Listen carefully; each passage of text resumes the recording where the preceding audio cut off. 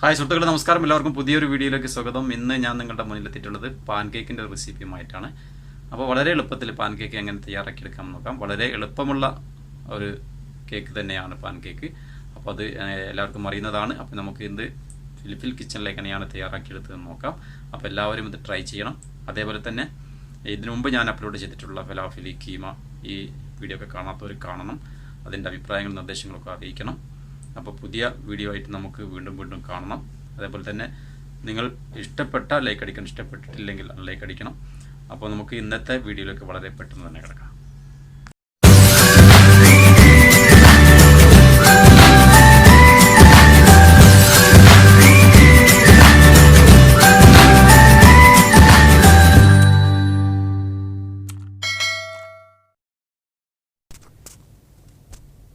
അപ്പോൾ സുഹൃത്തുക്കളെ, ഇന്നത്തെ അടിപൊളി പാൻ കേക്ക് എങ്ങനെയാണ് തയ്യാറാക്കിയെടുത്തതെന്ന് നോക്കാം.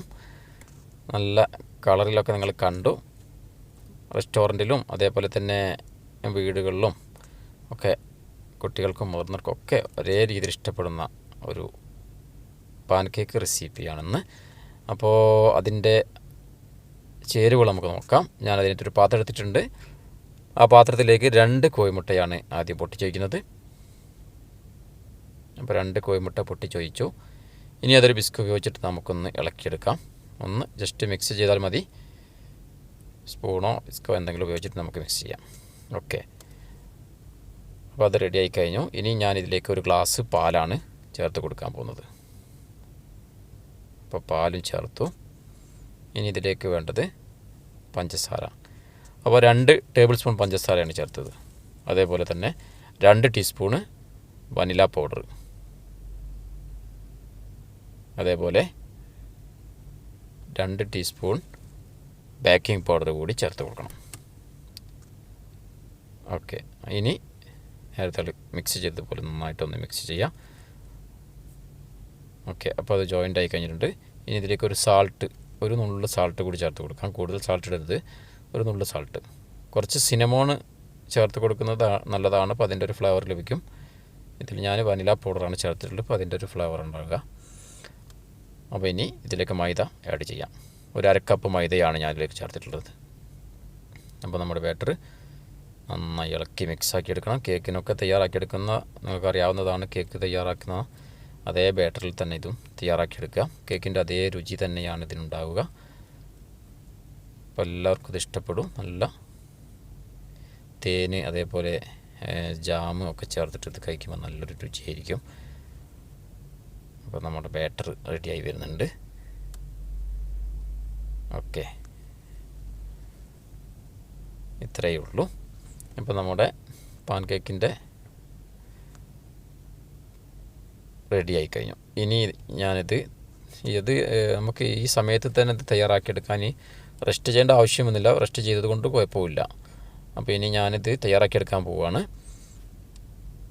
അപ്പോൾ ആദ്യം തന്നെ നമ്മുടെ ഗ്രില്ല് നന്നായിട്ട് വൃത്തിയാക്കി വെച്ചതാണ്.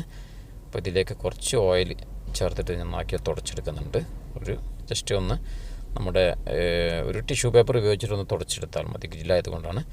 അതേപോലെ ഫ്രൈ പാനിലാണെങ്കിൽ ഫ്രൈ പാനിൽ ചെയ്തെടുക്കാം. ഓരോന്നോരോന്ന് വെച്ചെടുക്കാം. ഇതിലാകുമ്പോൾ കൂടുതൽ ചുട്ടെടുക്കാം. അതുകൊണ്ടാണ് ഞാനിത് ഗ്രില്ല് ഉപയോഗിച്ചത്.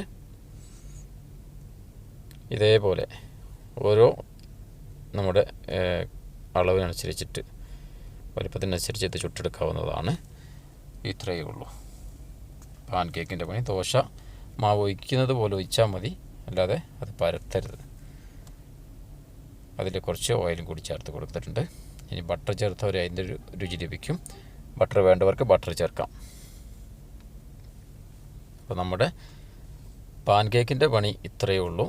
അപ്പോൾ റെസ്റ്റോറൻറ്റിൽ തയ്യാറാക്കുന്ന ഒരു രീതിയാണ് ഞാനിപ്പോൾ ഇവിടെ കാണിച്ചിട്ടുള്ളത്. വളരെ എളുപ്പമാണ്. അപ്പോൾ എല്ലാവർക്കും ഇഷ്ടപ്പെടുന്ന ഒരു ഡിഷ് കൂടിയാണിത്. നല്ല ടേസ്റ്റ്. കേക്കിൻ്റെ അതേ രുചി തന്നെ നമുക്കിത് തയ്യാറാക്കിയെടുക്കാം. എത്ര വേണമെങ്കിലും നമുക്ക് തയ്യാറാക്കിയെടുക്കാവുന്നതാണ്. അപ്പോൾ ഇത് ഏകദേശമൊക്കെ റെഡിയായി വന്നിട്ടുണ്ട്. അപ്പോൾ നമുക്കത് മറിച്ചിടാം. അയവ നല്ല കളറ്. ആ കളറ് കാണുമ്പോൾ തന്നെ അറിയാം അതിൻ്റെ രുചി. അപ്പോൾ ഇത്രയേ ഉള്ളൂ. ഓക്കെ, അപ്പോൾ സുഹൃത്തുക്കൾ, ഇതാണ് നമ്മുടെ പാൻ കേക്ക്. ഞാൻ പാനിലല്ല ചെയ്തത്, ഗ്രില്ലിലാണ്. നിങ്ങൾ ഗ്രില്ല് കേക്ക് എന്ന് പറഞ്ഞാലും കുഴപ്പമില്ല. പാൻ കേക്കാണിത് തയ്യാറാക്കി എടുത്തിട്ടുള്ളത്. വളരെ എളുപ്പത്തിൽ സിമ്പിളായിട്ട് ഏതൊരാൾക്കും തയ്യാറാക്കിയെടുക്കാൻ പറ്റുന്ന ഒരു വിഭവമാണിത്. അപ്പോൾ എല്ലാ ആളുകളും ഇത് ട്രൈ ചെയ്യണം. അതേപോലെ തന്നെ ഇത് റെസ്റ്റോറൻറ്റുകളൊക്കെ തയ്യാറാക്കിയെടുക്കാൻ ശ്രദ്ധിക്കണം. അപ്പോൾ എല്ലാവർക്കും ഇഷ്ടപ്പെടുന്ന വളരെ എളുപ്പത്തിൽ തയ്യാറാക്കിയെടുക്കാൻ പറ്റുന്നൊരു രീതിയാണിത്. രാവിലത്തെ ബ്രേക്ക്ഫാസ്റ്റിനൊക്കെ അറബികൾക്കൊക്കെ ഇഷ്ടപ്പെടുന്നൊരു കേക്കാണിത്, പാൻ കേക്ക്. അപ്പോൾ നമ്മുടെ പാൻ കേക്ക് തയ്യാറായി കഴിഞ്ഞു. എത്രയുള്ളൂ, നല്ല കളറൊക്കെ വന്നിട്ടുണ്ട്, അതേപോലെ തന്നെ നല്ല ടേസ്റ്റുമാണ്. അപ്പോൾ സുഹൃത്തുക്കളെ, ഇന്നത്തെ വീഡിയോ എല്ലാവർക്കും ഇഷ്ടപ്പെട്ടു എന്ന് കരുതുന്നു. ഇഷ്ടപ്പെട്ടാൽ നിങ്ങൾ ലൈക്ക് അടിക്കണം.